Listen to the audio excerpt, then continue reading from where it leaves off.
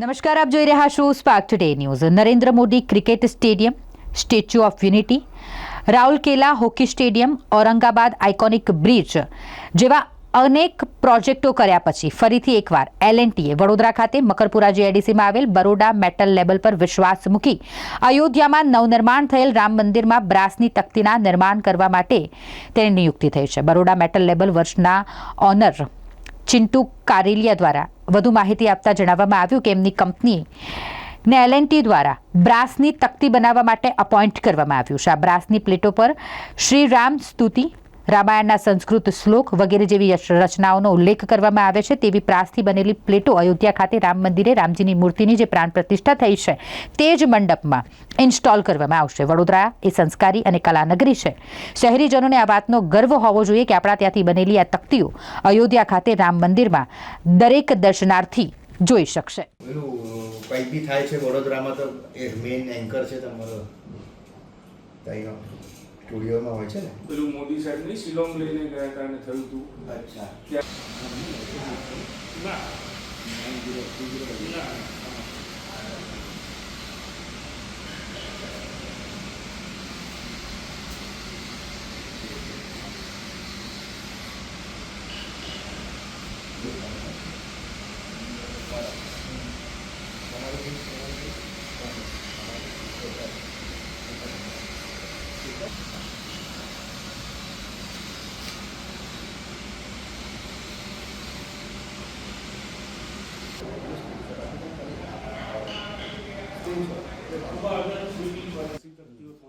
दशरथ दरबार में लगेगी नहीं सरस કરી છે. ફર્સ્ટ 22 જાન્યુઆરી વાળામાં એમને ત્રીજી વાર કામ આપવામાં આવ્યું.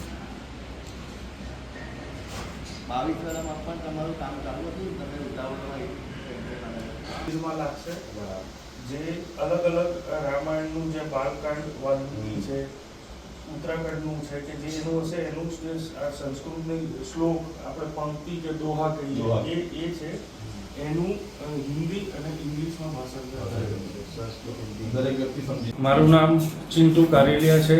અમારી કંપનીનું નામ બરોડા મેટલ લેબલ વર્ક્સ છે, જે મકરપુરા GIDCમાં આવેલી છે. અમારું બેઝિકલી મેન્યુફેક્ચરિંગ યુનિટ છે અને શ્રી રામ મંદિર અયોધ્યામાં જે મંદિરનું નિર્માણ થયું છે એની અંદર મંદિરની અંદર બ્રાસની તકતીઓનું કામ અમને આપવામાં આવેલું છે L&Tના અંડરમાં. જે અમે પ્રાણ પ્રતિષ્ઠા દરમિયાન બી તકતીઓ બનાવી અને ત્યાં ઇન્સ્ટોલ કરેલી હતી અને અત્યારે જે સેકન્ડ ફેઝનો રાઉન્ડ આવેલો છે જેની અંદર રામ દરબારની અંદર રામ સ્તુતિ જે આરતી છે એ લાગવામાં આવેલી છે, જેનું અમે મેન્યુફેક્ચરિંગ કરીને હવે ડિસ્પેચ સ્ટેજ ઉપર છે. એ લગભગ કાલે અહીંયાથી ડિસ્પેચ થશે અને અયોધ્યા જશે અને અહીંયાથી અમારી ટીમ અયોધ્યા જઈ અને ઇન્સ્ટોલ કરશે. આ તકતી 6 ભાગમાં છે, મોટી સાઇઝની છે, એ હોવાથી 6 ભાગમાં બનેલી છે અને એક ભાગનું વજન આશરે 150 કિલોની આજુબાજુ છે અને એનું થિકનેસ બી 6 mm યુઝ કરેલું છે.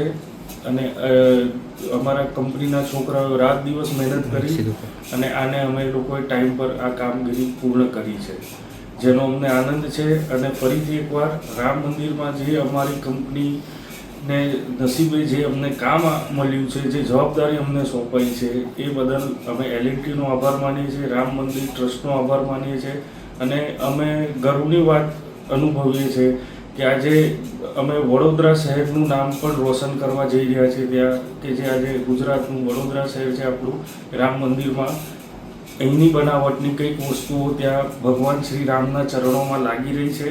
એનો અમને ખૂબ આનંદ છે, ખૂબ ગર્વ છે કે આ જન્મમાં અમે આ કામ કરવાનો અમને મોકો મળ્યો. શ્રી રામ આજ રોજ Baroda metal works labour private limited દ્વારા વડોદરા શહેર માટે ગર્વની વાત છે કે અયોધ્યા ખાતે જે શ્રી રામજીનું મંદિર બનેલ છે તેમાં બરોડાના આપણે બરોડા મેટલ વર્ક્સ પ્રાઇવેટ લિમિટેડના ચિંટુભાઈ દ્વારા અમને આમંત્રિત કરવામાં આવેલા કે જે પ્લેટ્સ અયોધ્યામાં લાગવાની છે તેના અમને દર્શનનો લાભ મળ્યો અને અહીંયા આવીને પ્લેટ્સ જોયા પછી જે ગર્વની અનુભૂતિ થઈ કે વડોદરા શહેર એટલે સંસ્કારી નગરી અને કલા નગરી એવા વડોદરા શહેરનું આજે નામ એટલું સરસ થવા જઈ રહ્યું છે કે વડોદરા શહેરને આ સૌભાગ્ય પ્રાપ્ત થયું છે પ્લેટ્સ બનાવવા માટે કે જે રામજીના અયોધ્યામાં દરબારમાં લાગવાનું છે એ શ્રી રામ સ્તુતિ તથા જે શ્રી રામચરિત માનસ છે તેની અંદર આવેલા અમુક સંસ્કૃતના શ્લોક્સ છે એ 3 લેંગ્વેજમાં બતાવવામાં આવ્યા છે.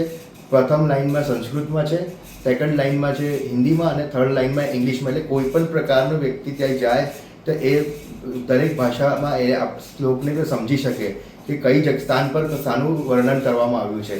બીજી વાત છે કે અગાઉ પણ 22 જાન્યુઆરીના જે પ્રાણ પ્રતિષ્ઠા હતી એ સમયે પણ અમે અહીં આમંત્રિત થયેલા અને એ સમયે પણ અમે જોયેલું કે એમાં જે જટાયુ કાંડ થયેલો તેનું વર્ણન એ પ્લેટમાં હતું. ત્યારબાદ આજે પણ જે ચિંટુભાઈ દ્વારા જે સુંદર પ્લેટો બનાવવામાં આવી છે આ શ્રી રામજીના દરબારમાં લાગેલું છે.